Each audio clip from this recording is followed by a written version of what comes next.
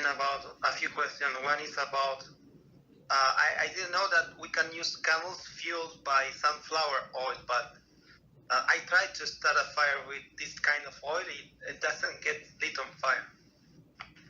No. One second. You don't. 1 second.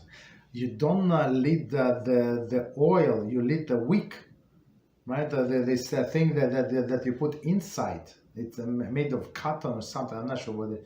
Made of whatever we buy it from the store. It's like a metal thing on top or on the bottom. So if you want, I can show maybe in the next time if somebody wants to see.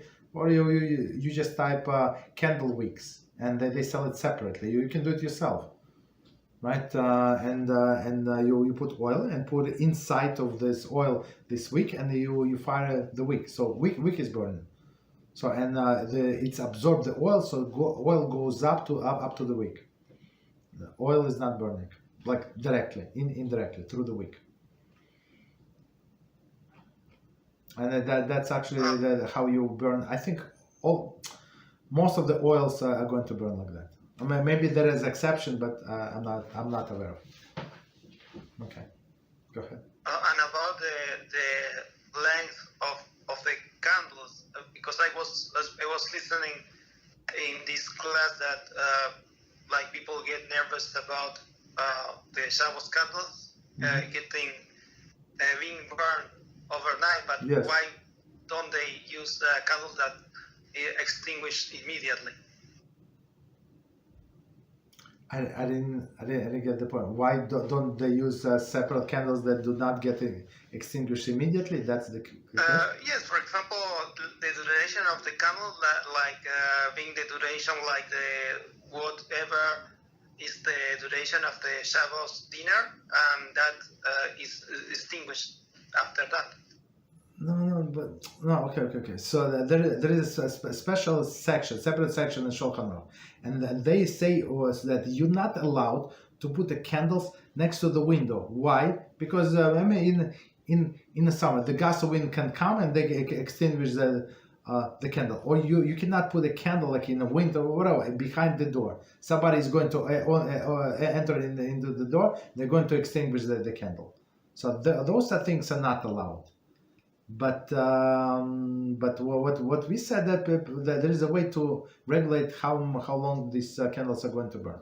For example, we have this big tray, and we use candles. And since I go to synagogue until I go there, till we pray, he'll come back, this and that, sing songs. So it's like maybe half an hour left to the candles. So it's not a big deal. So somebody is always there. But it's not the point. I mean, we leave it be. Even when the Hanukkah. So since we live on a second floor, so everything is visible. So we leave it for many hours to burn. You understand? So we will go to bed, and the Hanukkah would continue burning. Okay. So. Is there any problem to use candles that will deplete just after the Shabbos dinner? No, you're not allowed to extinguish anything. That's the thing. That's what we were talking about earlier. You're not allowed to extinguish. To kindle on Yom Tov, yes, because it's a Yom Tov need. You're obligated to light the candles from pre-existing flame. As we're going to have on this Yom Tov, Rosh Hashanah, if I remember correctly, maybe I'm mistaken. I think it's on Shabbos and then Sunday, Shabbos and Sunday. Maybe I think. So the next night is going to the second night is going to be Havdalah together with Kiddush. So we're not allowed to extinguish this Havdalah. So in regular days, like after Shabbos ends, what you do? You extinguish Havdalah, you pour wine, and that's it. But not on this day. You're not allowed to extinguish on Yom Tov. So what do?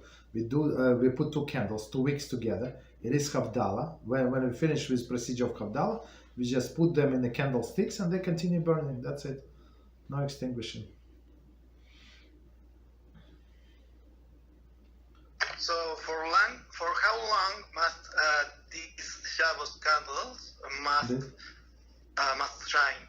Okay, so they say, as they say, like preferably until the end of the dinner, right? So, but at least, but if somebody cannot, whatever, it's maybe they're more expensive. These candles people cannot afford for whatever reason. So at least like the bigger part of the dinner, Shabbos dinner. So meaning it's not too much, like 2 hours, maybe.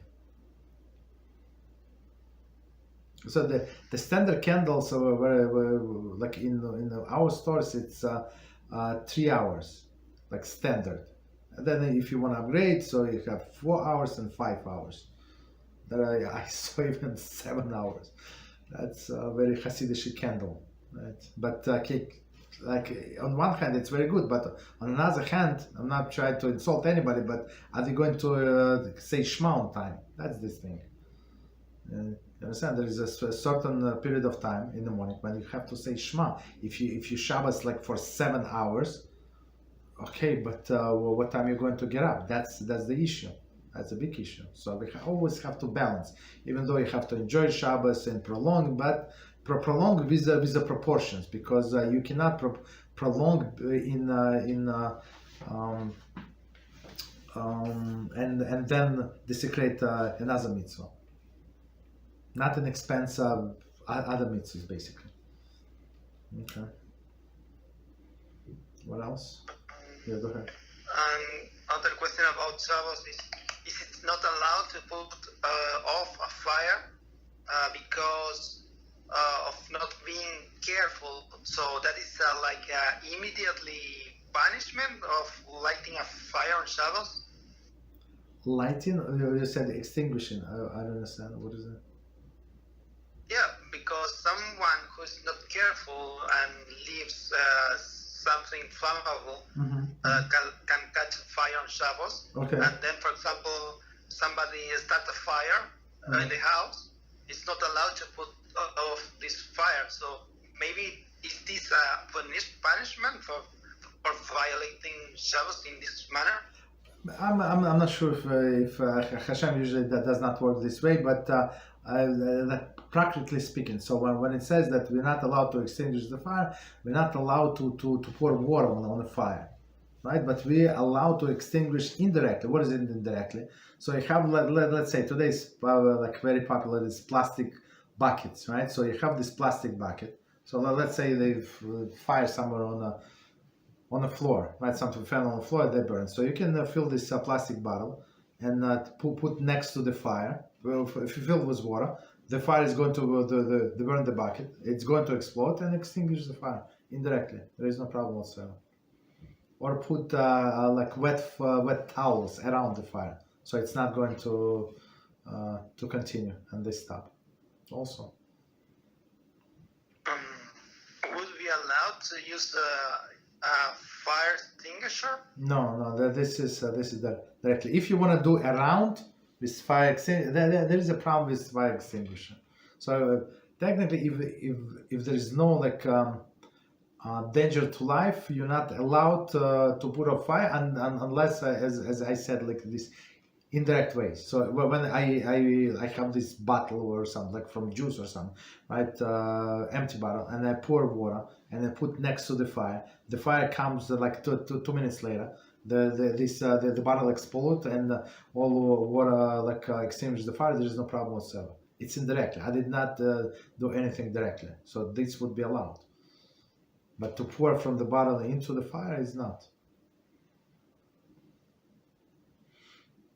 So in regard to this, is it a sin to let, for example, I think it's called a frying pan next to a flame, but it was like in a distance that you couldn't think that it could catch fire?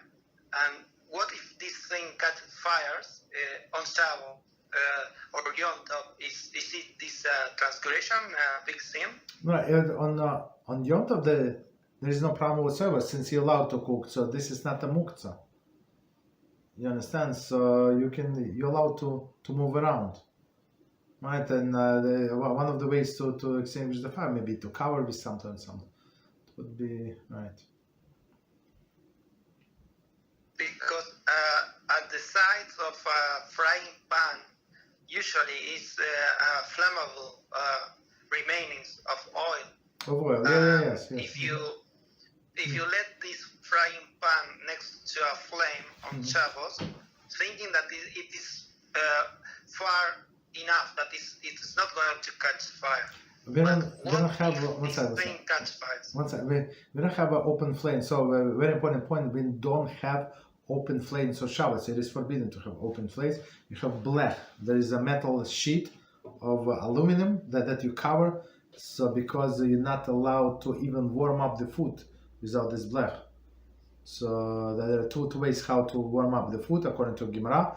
One is it's in old stoves, right, to remove all of the coils from inside. So there is no way for you to increase the fire. You're not going to do anything. So or they say over to put these coils right inside with the ashes. So to show I'm not interested in cooking. So this what we do today is like second approach with the ashes, meaning I have fire and I cover with a sheet of metal, meaning that I show to everybody and remind to myself I'm not allowed to cook on Shabbos. So there is no open flame on Shabbos. Most likely. It's a very exceptional situation, somebody forgot this and that, but most likely there is no open flame. And it's very low temperature, you have like on the minimum. I'm talking about these exceptional situations that it was lit, or the blech doesn't reach that area, and for some reason it was lit on Shabbos, and it caught fire, the frying pan. Yes. So that would be a sin. If you don't do anything, if you're not going to extinguish, there is no sin. Because you're inactive in this case. You understand? There is no sin in this case. Yes. So you cannot move the pan. You must let to consume the remainings of this oil that catch fire. So since technically it's not a muktzah as itself, because you're allowed, for example, if you're allowed to warm up something on that, so you're allowed to move this frying pan, even though it is burning. So what are you going to do with that? It's a different story. So as I said, maybe do some fire indirect, some extinguishing indirectly, so the water would come by on its own, not through you.